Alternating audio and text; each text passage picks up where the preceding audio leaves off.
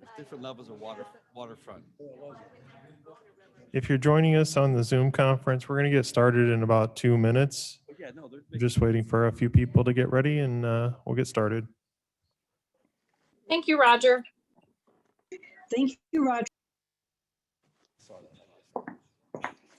Thanks, Roger. Yes, sir.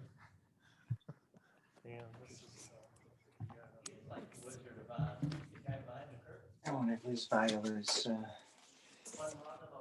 county or state regulations. Campaigning law is going to a public meeting. Really? I'm just joking, obviously.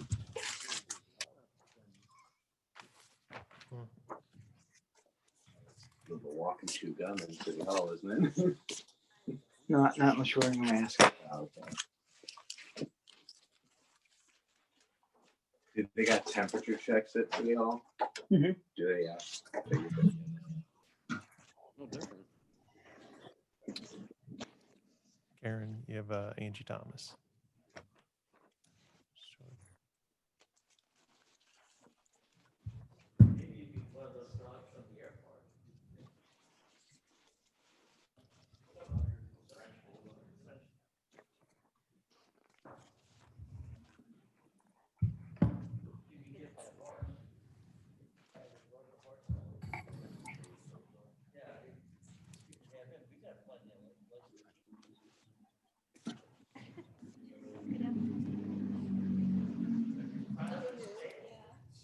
I'm working on some people. Wednesday night calls are gone. Hmm? You notice those Wednesday night calls we used to have? Mhm. Are gone?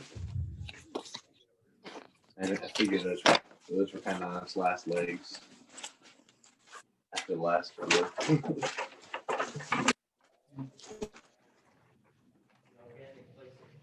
Okay, good afternoon. The hour of 4 o'clock having arrived, I'd like to call the King County Committee of the Whole meeting of September 29th, 2020 to order. Our clerk will call the roll. Allen, Allen, present. Barrero, Second now. Davist, Fraz, Hanson, Hernandez, Present. Hosheit, Here. Igbal, Kenyon, Caius, Caius present. Kopi, Leonard, Leonard, present. Lewis, Lewis present. Martin, Present. Molina, Molina present. Sanchez, Shefflo, All present. Silva, Silva present. Barrett, Starrett present. Sturgis, Sturgis present. Thomas, Here. Weber, Present. Wegman, Wegman here. Warnicki. Okay, thank you, Ms. Minor. We have a quorum. For the Pledge of Allegiance, I'd like to ask Mark Smith to lead us. I pledge allegiance To the flag of the United States of America and to the republic for which it stands, one nation, under God, indivisible, with liberty and justice for all. Thank you, Mark. Okay, approval of the minutes. May I have a motion and a second to approve the minutes from August 25th, 2020? So moved by Mr. Kenyon, second by Mr. Fraz. Are there any thoughts, comments, changes?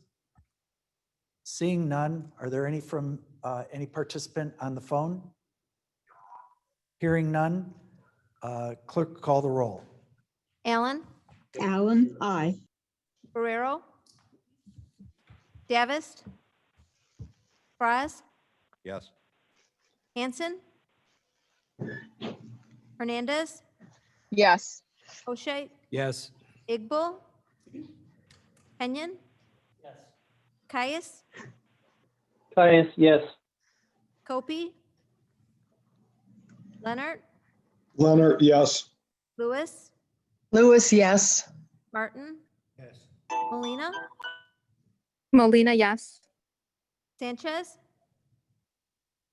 Cheflo, Sheffler, yes.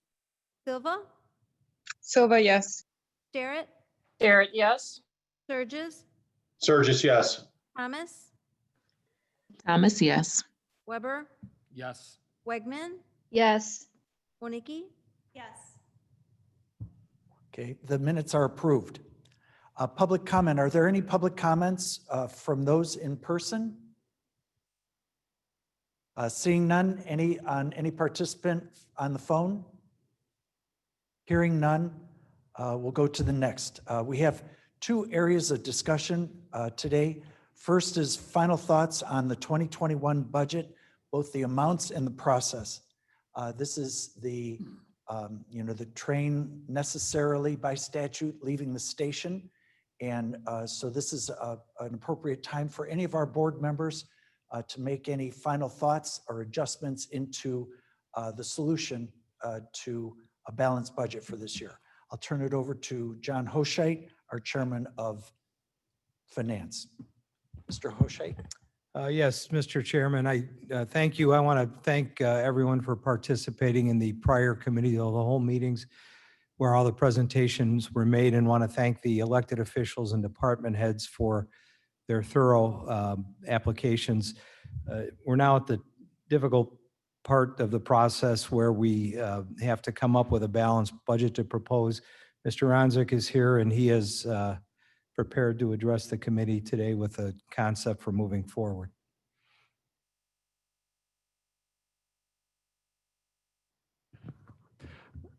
Good afternoon, and thank you for being here. I've been working on this, as you can imagine, as every second I could to try to figure out how to close such a large budget gap. And what I have here before you is what we've come up with, or I've been able to come up with the cooperation of several department heads who were involved in their particular areas and elected officials as well. Okay, so if you remember last Finance Committee, the general fund budget gap stood at $14,565,176. Is it working?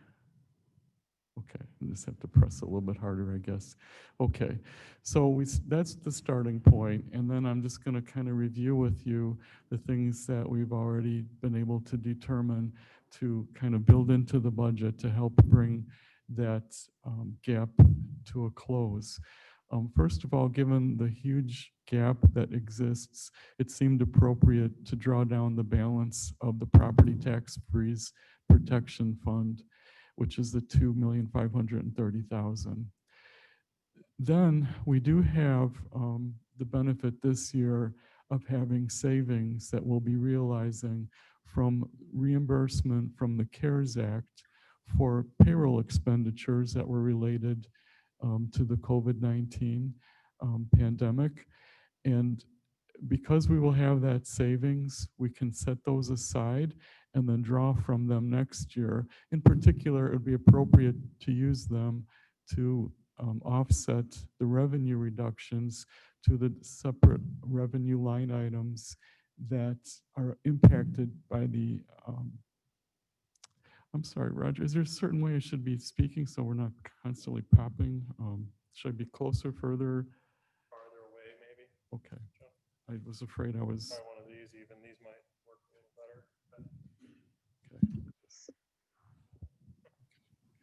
Joe, you sound great online. Okay, I'm just driving everyone crazy with the constant popping. Is this better? Okay. Okay, up now I can maybe speak a little more freely and faster. Okay, so we have the drawdown of some of the savings from the CARES Act reimbursement, and I have a separate slide further on that kind of gives you an update of what we anticipate having in total, and then the drawdowns from it. We also have good news from the sheriff that the contract with the U.S. Marshals for taking care of U.S. Marshal detainees is in the process or perhaps has already been signed, and that should bring in $1,250,000. There's also an increase in probation salary reimbursement, but along with that came additional youth counselors, 3 in total. So when you net out the cost of the 3 additional youth counselors against the increase in the revenue, it's still, we come out $198,000 ahead, which helps reduce the gap. Then we have a series of changes in the sheriff's office that we've put through. There was the retirement, early retirement program. So there's a net reduction in the sheriff's area of $300,000 for that. There was an adjustment to sheriff, lieutenant, and commander salaries of $15,000. So that increased the deficit, or I'm sorry, the gap by $15,000. And then we discovered by going through the budget, there was not yet built into the budget the wage increases for the sheriff deputies and sergeants as well as the civilians. So we had to add that into the budget. Because of the retirements, there was a reduction in the increase of non-wage wage increases, and then there was a final adjustment to the payroll fee. So those items all together then helped create a net reduction in the sheriff's area. There's also similarly reductions in the correctional area. There was $344,000 reduction due to the early retirement program. Then there was likewise an adjustment to lieutenant and commander salaries. And then we needed to add the wage increase for the correction civilians. Now, the correctional officers would normally be due for a pay increase next year, but their contract has expired. So we normally do not include wage increases unless there is a contract in place. So that is not included in the budget. Because of the retirements, we reduced the non-union wage increases by the $1,873.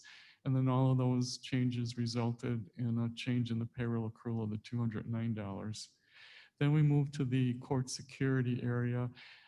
There was an adjustment to the commander's salary there. And then we needed to add into the budget the wage increases for the court security civilians. And for both the, I'm sorry, the PBPA union and the Teamsters union. So that would be the $26,864,000 increase and the $5,926 increase. And then we had an increase in non-union wage increases and the net change in the payroll accrual. So all of those were factored into the budget. Then I saw that there was the body camera lease payments that were added into the sheriff's budget. And what I'm proposing that we do is take some of the savings that we have from the CARES Act payroll reimbursement, move enough of that savings into Fund 125, where we typically pay for equipment and vehicles for the sheriff's office, so that we could begin paying those lease payments out of Fund 125 instead of the general fund. So by doing that, we're able to eliminate the $108,000 that was added into the general fund budget for those lease payments. I worked with development to reduce the salaries and wage budget by $4,579.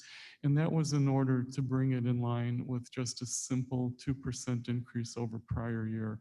And the only reason why it was more was there was a part-time person within the department, and there was just an estimated number of hours, which could have easily been changed. So that's why we changed it. There was also a net change in the Human Resource Department, $173, and even that $173 is being offset by a shift of property tax revenue from the insurance liability fund. But we're trying to account for every penny here. Somehow I went too far. Okay. There we go. Okay. Also then, I worked with Director Ricky Sparks in building management, and we reduced the building management repairs and maintenance proposed budget by $80,000. The same with janitorial services proposed budget by $15,000, and then the utilities proposed budget by $145,000. We also then are moving $15,000 of the NovaTime expense that was in the general fund budget into the countywide automation fund. So that relieves a little bit of pressure on the general fund for that. And then we also are removing a software that IT was considering adding this year, but they agreed to postpone it till next year or later. And then there was a reduction in the temporary staff for IT of $25,000. There was also, in going through the budget, I noticed that there were some items budgeted for the coronavirus expenses. So I'm removing that because we shouldn't, well, if we do have expenses next year, we're anticipating that they'll be reimbursed either from additional CARES Act dollars coming in, or we can reimburse them out of the savings that we'll have set aside reserved for anything going on into the next year. Then we come down into the property tax revenue area. And looking at the estimated report for new construction, it's $55,000 less than what I had originally anticipated based on past history. So now we have an actual report based on the information from the assessments, and it looks like it's about $55,000 less, which is why that's going to increase the gap by that amount. But then due to the savings in the sheriff's area primarily, in salaries and wages, we're able to shift over, or there's going to be less IMRF expense in the IRMF fund, which means we can shift over $656,000 more of property tax revenue to the general fund. Similarly, because of the lower wage expense, we can shift over $69,000. And then there's a small adjustment in the insurance liability side as well. And then all of those adjustments to property tax revenue combined have associated with it a 0.4% uncollectible portion, which we had to factor in. So all of these changes on the last few pages brings down the gap to $3.3 million.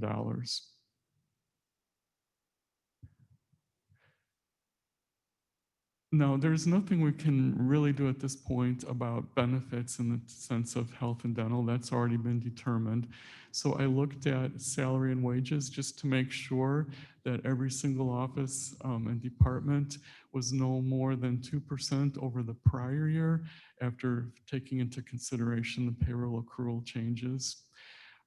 If I tried to make any reasonable exceptions that I could so that we're not picking to death picking apart to death the salary budgets. So for example, if there were revenue reimbursements coming in for salary and wage increases, for example, in court services, I left that alone because we have additional revenue to help pay for it. There's also been some departments who are able to reduce their overtime by at the same time of increasing some of the wage expense, or they're able to reduce some of the temporary worker expense to offset the increase in wage expense. And then there's also the elimination of benefits as a result of converting a full-time position into a part-time position. And there's a few places, for example, in the auditor's office, where there was a small increase in the part-time hours worked, which I left alone. And then we have an additional maintenance position added for the month, that was added by building management. But even that is only about half of much of it was increase in the budget, was reflected as an increase in the budget because there were reductions in other positions that helped to pay for it. So that left us with a few other areas that were over the 2% increase, which I focused on. And that's what I have here now. So in the judiciary office, there was just a small amount of an increase over 2%, and they were factoring in a 2.5% wage increase rather than just 2%. So that would be a reduction of $7,665. In the state's attorney's area, in the general fund, there was a large increase factored in over and above the 2% that was expected. It was $658,000 worth of increases. So I'm proposing that we reduce the state's attorney's salary budget by that amount to bring it down back into line with the 2% increase over last year. And similarly, the state's attorney also has a budget in the insurance liability fund. And so salaries were $58,000 over what a 2% increase in total would be. And then you have the associated savings in FICA and IMRF that would result by reducing the salary budget.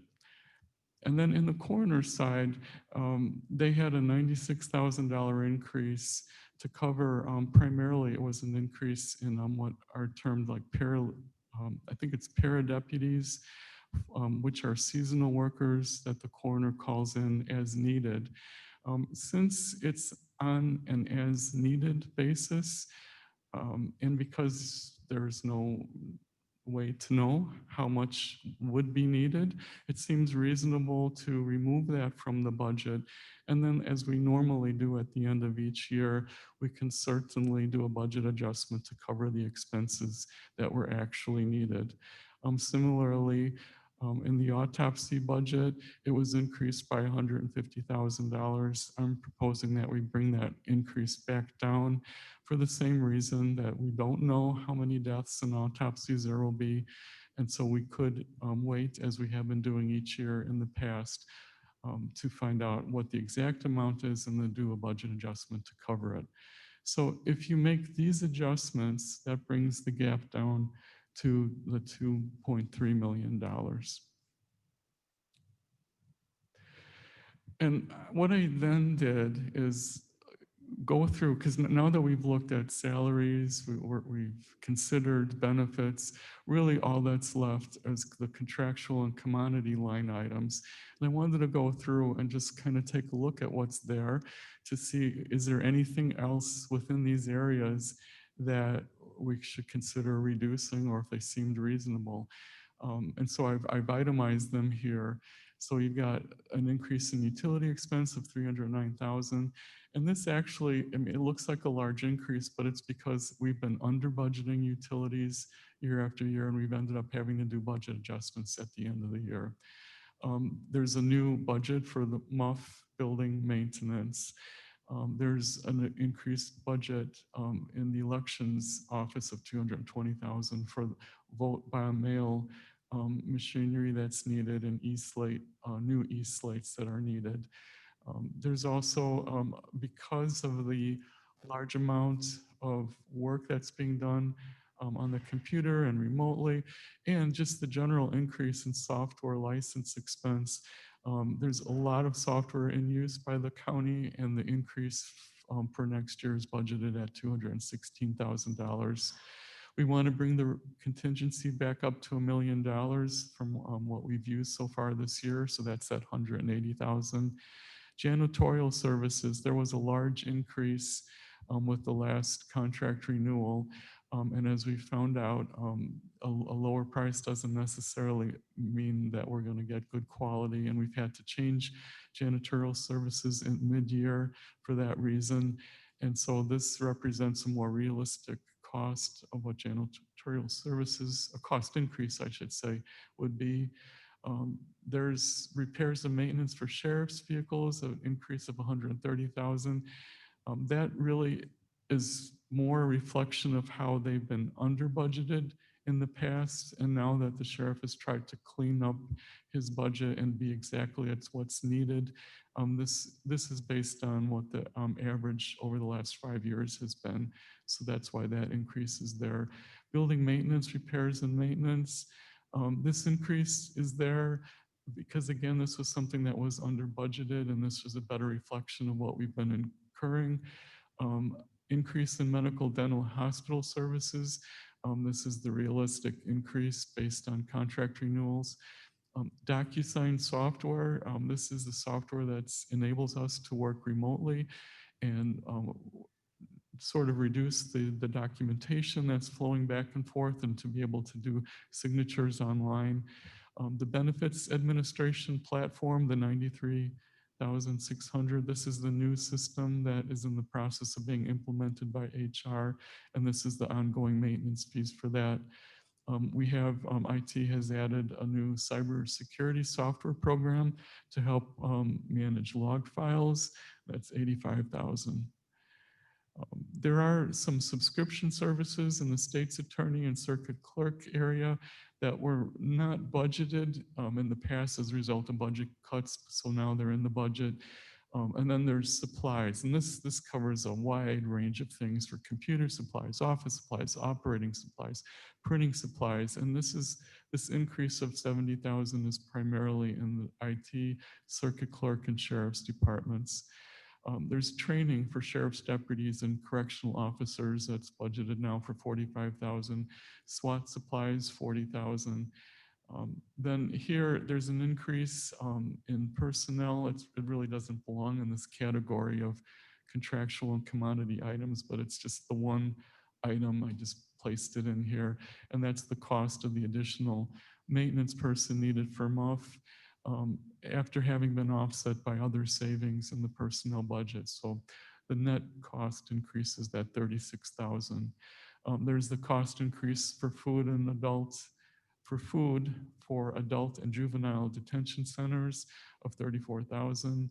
The sheriff has increased his budget for weapons and ammunition by $25,000. There's more of a small increase for communication equipment repair and maintenance of $24,000, and there was a lease for a Bobcat for snow removal added for $24,000, and then you have an increase of copier maintenance throughout the county of about $9,000. So all of those items together could easily account for that $2.3 million increase over last year. So looking at all that, it was very, very difficult to see where, if anything, could be cut or should be cut, especially when we have savings from the coronavirus relief fund payroll reimbursement that we have available to us. So we basically have two options in order to close the remaining gap that I'm presenting. One is we could simply draw down from the Coronavirus Relief Act fund savings from the payroll reimbursement, the $2.3 million, or we are allowed to do a property tax increase, the maximum by PTEL of 2.3% of $1,284,000, and then the remainder of $1 million could come out of the CARES Act savings. So those would be the two options, and we always have the option of increasing property tax.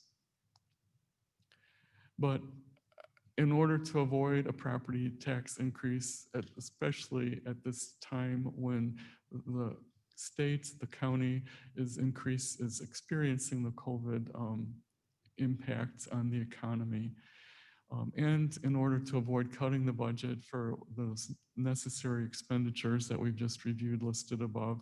So I'm recommending the first option where we withdraw out of the savings from the CARES Act reimbursement reserve the $2.3 million. This is just a slide that kind of shows every time I'm referring to these savings from the CARES Act, this is what I'm referring to. Way back a few months ago, when the CAC committee authorized that CARES funding be used to reimburse payroll, the portion of that allocation that impacts the general fund is roughly $21,500,000. So I'm proposing, well, first of all, that's the starting point for this year of savings. We also know at this point, it looks like we may be experiencing a $6.1 million reduction in revenue from all the various revenue sources in the county that are impacted by COVID. And then I've proposed, as I explained earlier, that we reserve that $592,000 for the body camera lease payments and move that into Fund 125. So if you start with the $21,500,000, take away the $6.1 million that we're needing this year to cover the lost revenue, and then take away the $592,000 for the body camera lease payments, that still leaves $14.8 million. Then if you remember, one of the first things I suggested to balance the budget was to draw down $5,660,000 of that $14.8 million in order to offset the revenue reduction we're expecting next year, also resulting from the ongoing impact of COVID. And then from there, to close the gap completely, draw down another $2.3 million.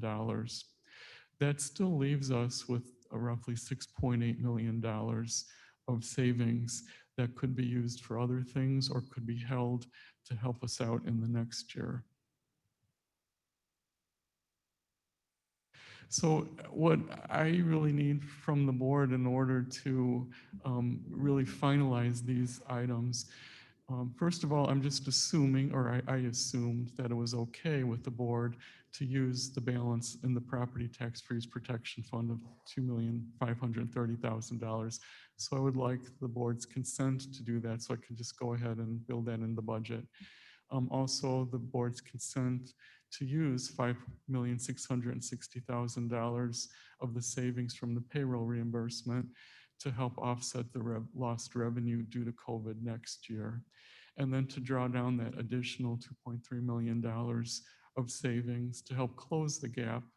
And then also, I'd like the board's consent to make those adjustments to those individual offices that I mentioned, and that would be the $7,665 reduction to the judiciary, and then these various reductions to the state's attorney's office to offset those increases in the salary line items that were above 2%, and then within the coroner area to remove the seasonal employees from the budget, that $96,000, and then to reduce the autopsy budget by $150,000. So those specific items I would appreciate knowing if I have your consent or if you have alternatives you'd like to consider. And then there's one other item, and then specifically the consent to actually move the $592,000 into the Public Safety Fund 125 to pay for the body camera lease. So those are the items I need your consent for. And then just to highlight the remaining amount of time that we have to finalize everything. Tomorrow, of course, is Finance Committee meeting. We have October 7th, the Executive Committee meeting. The 13th is County Board. So the budget should be finalized by October 16th so that we have enough time to prepare the documents to place on public display on October 23rd. And then, of course, November 10th is when it would be adopted. So that pretty much covers everything I had for you, and I'd be happy to answer any questions. Thank you very much, Joe. Mr. Hoshait. I want to thank Mr. Onzik for all the work he put into the program. Every year we come back with a proposed balanced budget. This year's probably been the most challenging because of the revenue reductions we've had. If we were to approve the concept that's been set forth here, we would have a balanced budget for next year. We still have some additional funds remaining from the COVID I guess grants or whatever that we're receiving, which gives us a little bit of leeway going into the following budget year. I know that there could be some objections from the individual departments or elected officials regarding some of the adjustments that are proposed, but I think this is a good, this is close to the finish line, and it's something that we should, as a board, move forward for considerations. If there's some tweaking that needs to occur between now and the executive committee or at the executive committee, we can accommodate that. But if we could do this, other counties are talking about, even the state across the board, percentage cuts in their budgets. So the fact that we're able to do this without cutting budgets is, I think, a testament to the strength of the county and its tax base, but also the way that the finance department and the board has managed its budgets in the past. So my recommendation would be to support the proposals that have been extended today to keep the property tax frozen again for one final year, and move forward to get through. I know we're going to have some changes in elected offices. There's going to be a new state's attorney. There's maybe some changes in other, with a new board chairman, new finance chairman.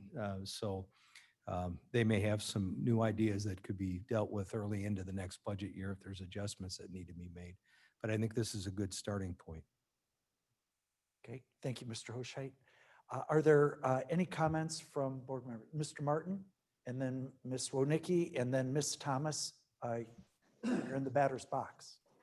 I have a couple of small questions relative to the additional expenses. Could you turn on the Your microphone? mic's on, John. The expenses relative to the new multi-use building, were they anticipated on an annual basis when they were put in there, or are they in there based upon the day we expect to take occupancy? I had communication with Director Sparks regarding that, and I asked him that same question because I was concerned, well, maybe there's too much because it'll only be open for partial year. So that's when he did come back. I mean, originally, the original budget was a little bit larger, and he did go through again just to make sure it was for the period of time that it would be open, and that this is the budget now that reflects the period of time. So it's a this partial number will year. be higher for the 20, this will be higher for the 22 budget because we'll have 12 months of salary and expenses related to that building.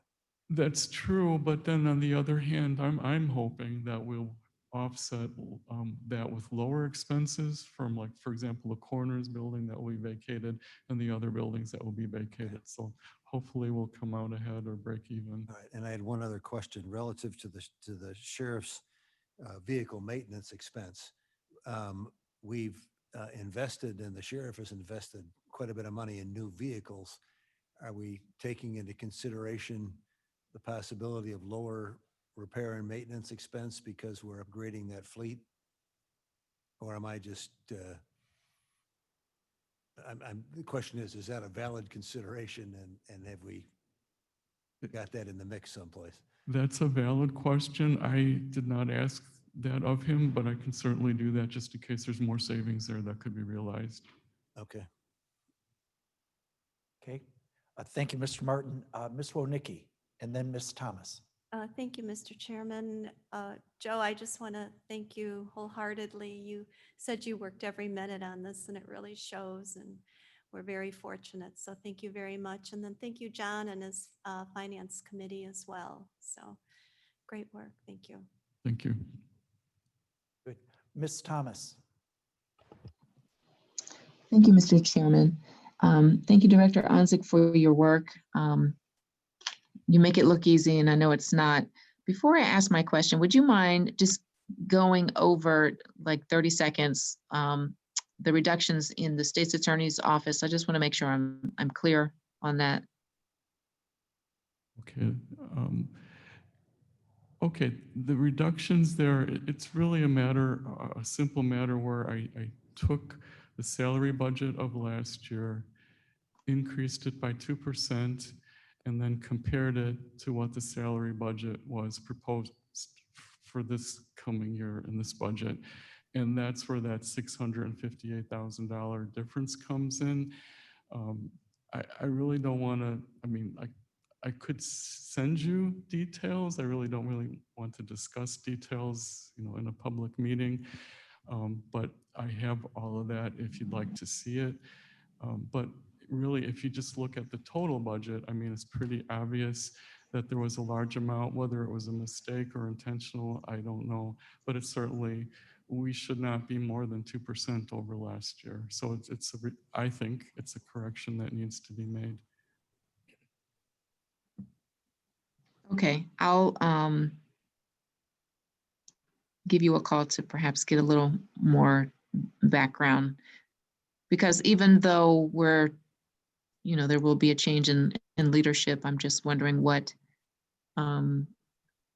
perhaps the rationale was for the increase, and what the possible impact could be with respect to staff and productivity. So I'm just curious. Thank you. Thank you, Ms. Thomas. If I'm not mistaken, Mr. Onzik, the general concept is that the 2% is consistently applied to all agencies, departments, or it goes into a real battle of, an escalation of wages, across the entire county. Is that roughly right? That's true, and that's why I tried to be very careful in going through every single department, and this is only within the general fund, just to make sure that if we're going to call out the state's attorney's office to make sure they're within 2%, let's make sure we do that for everyone, unless there is some other mitigating factor like revenue reimbursement or something like that would help explain it. So that's why, it's only a small amount for judiciary. That's why I worked with development office to adjust their part-time, amount by just a few thousand. It was just, we wanted to make sure that it was just 2%.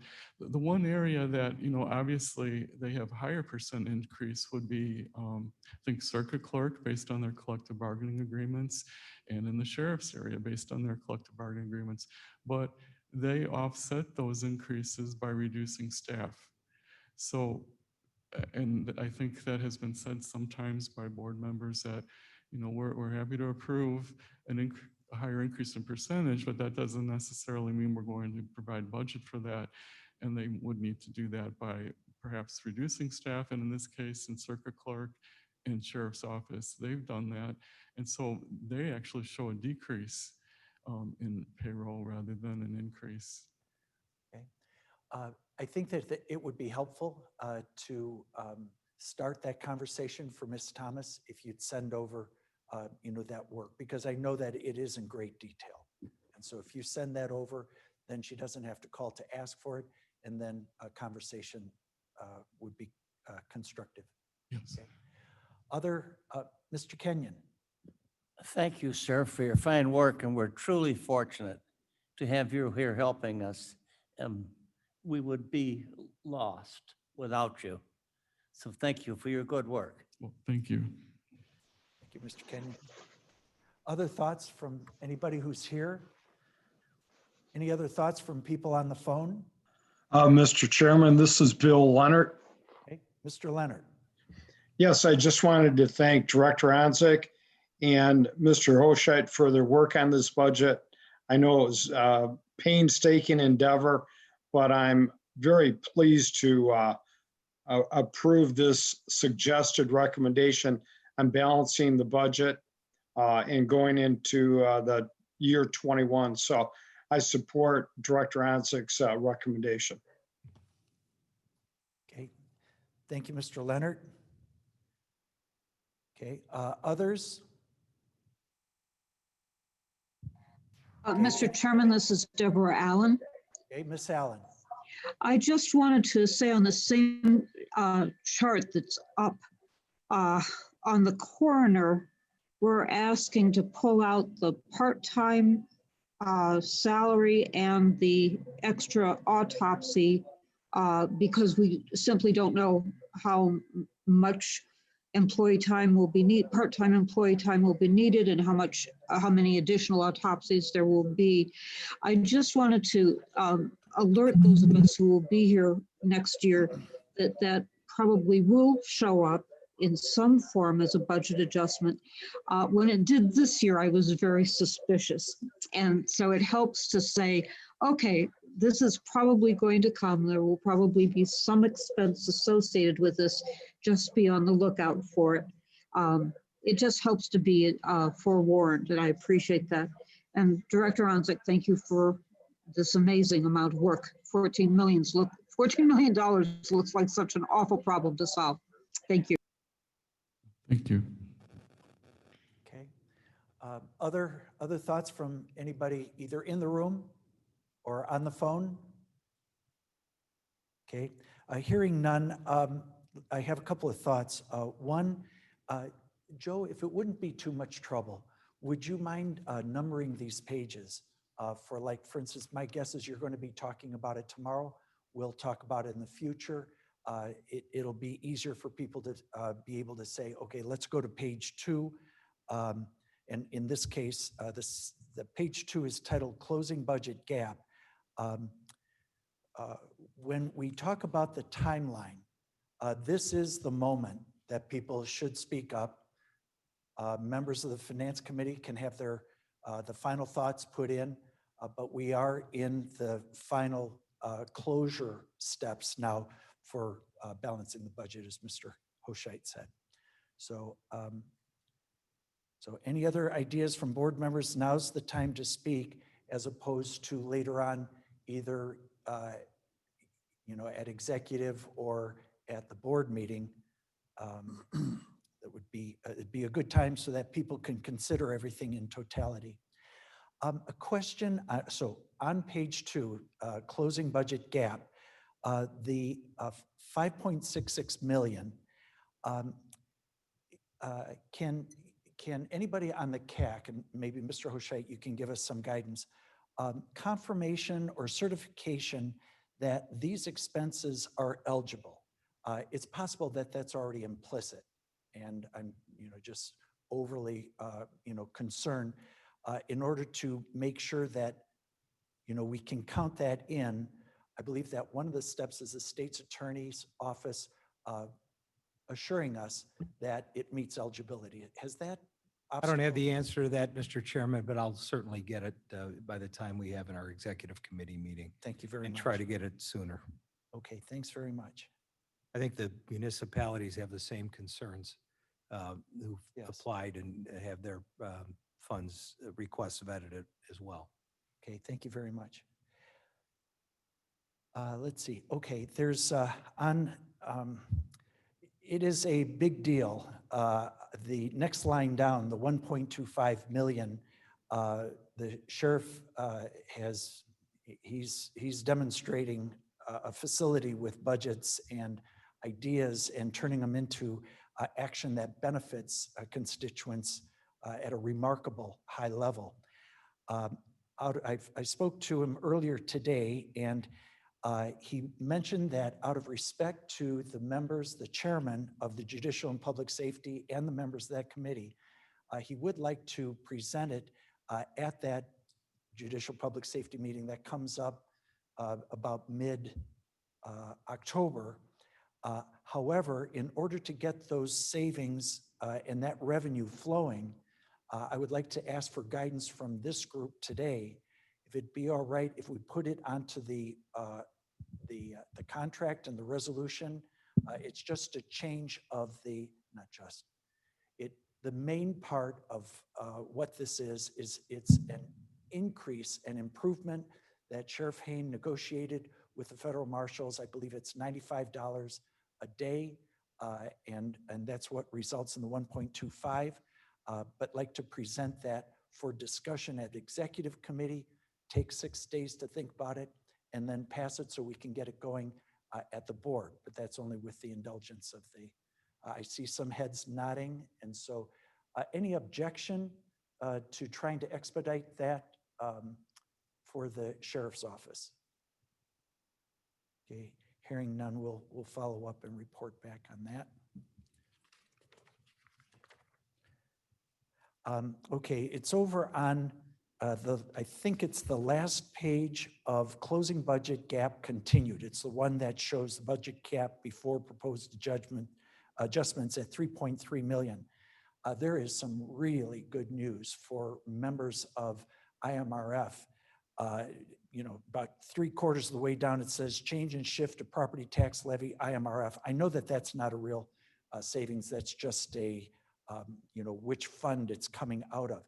But the news that I'd like to share is that the former executive director, Louis Casiba, who served for maybe 25 years, there's nobody who knows IMRF better than he does. I mean, only people who do a better job on that board would be like Joe Onsick or John Hoscheit or Mike Kenyon. But Louis Casiba will do a good job for us. And he's running as an annuitant representative. There are 4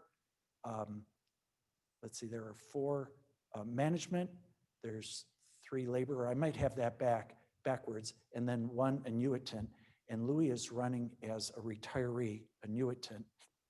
And there are 2 other candidates, but he has secured a valuable endorsement that puts him on a good fast track.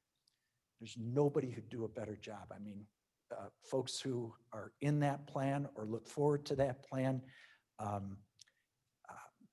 he's exceptional. And encourage your friends who are retired IMRF members to vote for him. And there will be more, their ballots come out in like October, votes come back in by about December. The next board will have that information. Okay, let's see. I think that's it. Oh, I'm sorry. There's on contractual commodity items contributing to remaining budget gap. The first page of that, that starts with utilities. The third one down is very important. It's voting equipment, accessories, vote by mail, e-slates, that kind of thing. Is it possible to move that 220,000, and I'm sure you guys have all looked at that, into the CRF money, because so much of that is required because of COVID and the difference in the patterns of how people are going to be voting? Well, this is an expense for next year, so it's not something that would be possible to meet the deadline for this year. But I guess indirectly, because we're using CARES Act savings from this year to help close the gap, this is part of what will be funded. Okay, and so, so these can't be bought, and it's for elections in next year. That's my understanding, but I can. We might take a look, Sure. if possible. I certainly don't want to push it out to any edge. And I appreciate the work that the county clerk office and their staff is doing. Okay. Okay. All right. That is it on that. Okay. So Joe, thanks very much. Thank you.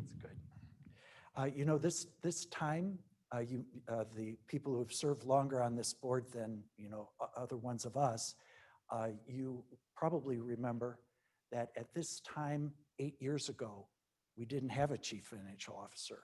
You know, the person had left county employment, moved out to Colorado. And so can you imagine having this meeting without the chief financial officer in place? And so glad you're here, Joe. Okay. Next item is any appropriate CAC discussion. And if I'm not mistaken, the next meeting of the CAC committee is October 5th. I believe it's October 8th. 8th, yes. Okay, so that's like a Wednesday or something? Right, and it's, I believe it's a Thursday. Oh, okay. And we're going to be evaluating things. I think just for purposes of this committee meeting, Mr. Chairman, I wanted to point out, I believe we have a couple resolutions moving on to executive. One was to modify the municipal applicant program where initially we had indicated that a certain percentage of their funds would be made immediately available, holding back the balance of a percentage. And we're seeking to modify that to provide that as long as their applications are vetted and compliant, that we would disperse 100% of their allocation right away. There's really no reason left to delay that process.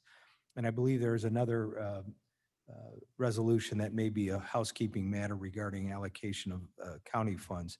I expect that the entire board will receive communication from Fabiola soon regarding the status of all the applications that have come in, the amounts requested, so we get a sense for where we're at.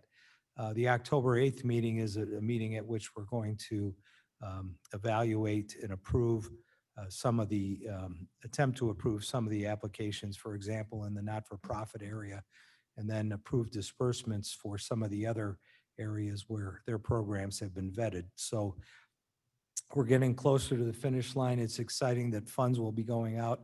I know the business grant program application timeframe, I believe, ends this Friday. And those applications are coming in. And I think the chambers and the cities have done a good job, as has the county, with publicizing that process. One thing we need to be aware of as we get through the process of approving the applications and grants is dealing with funds that are remaining and working quickly to develop a plan to deal with those funds, to allocate those to needs that are out there.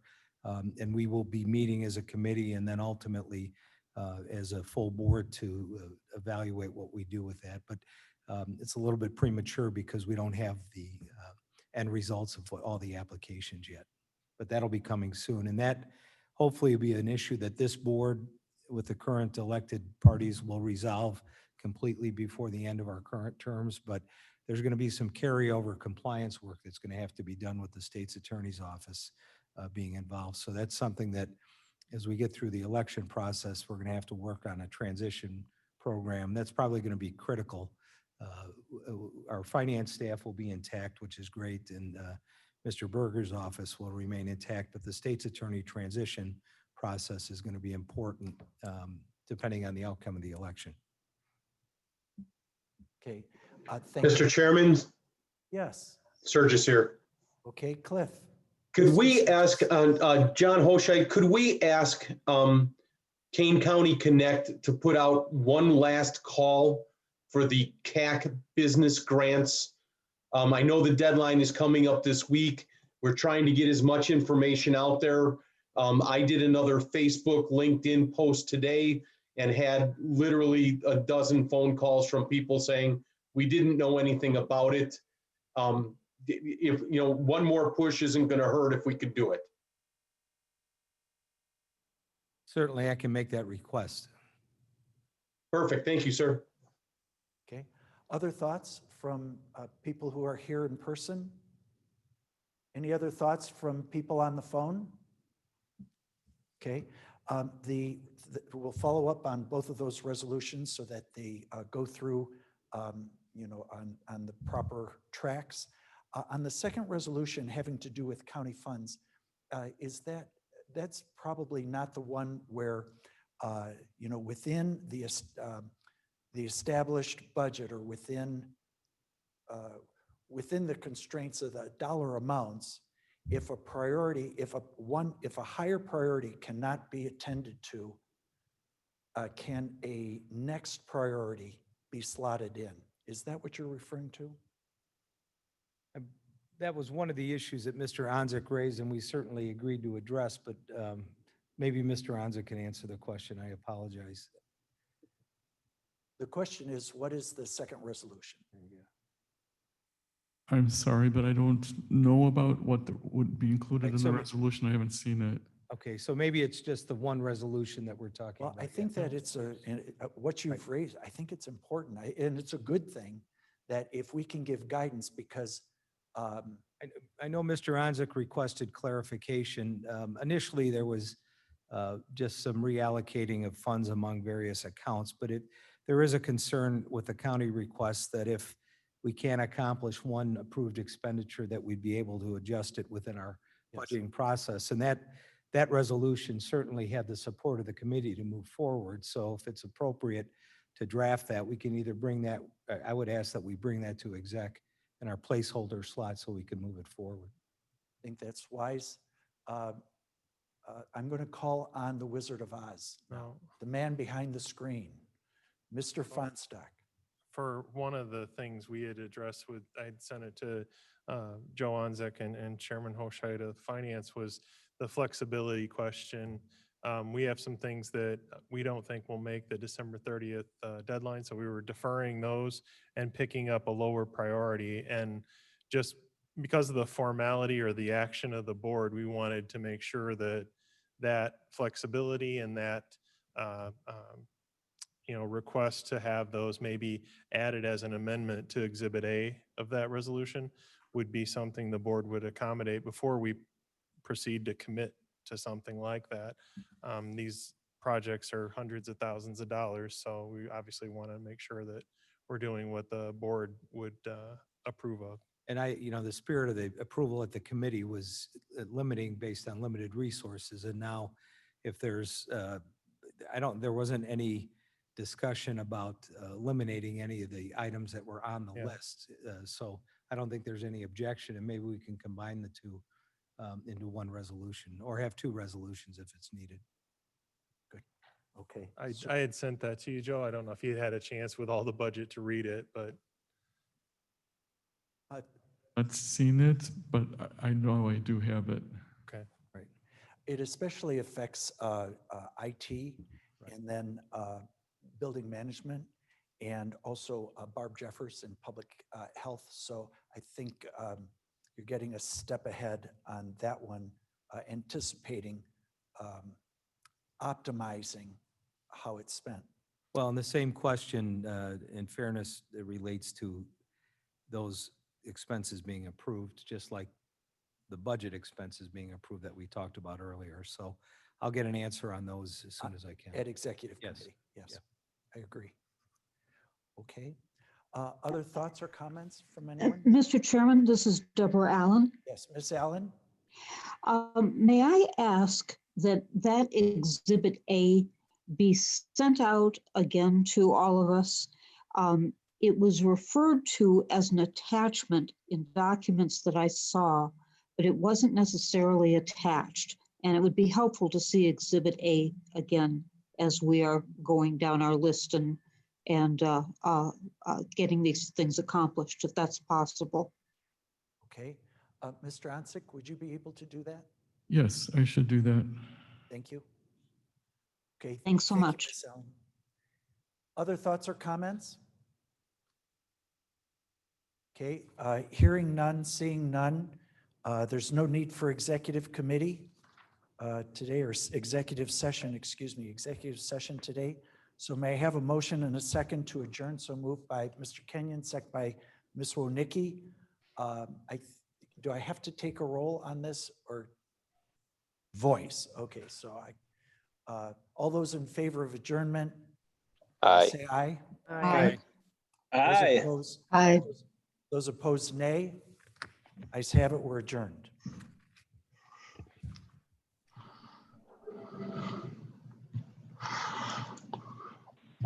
Aye.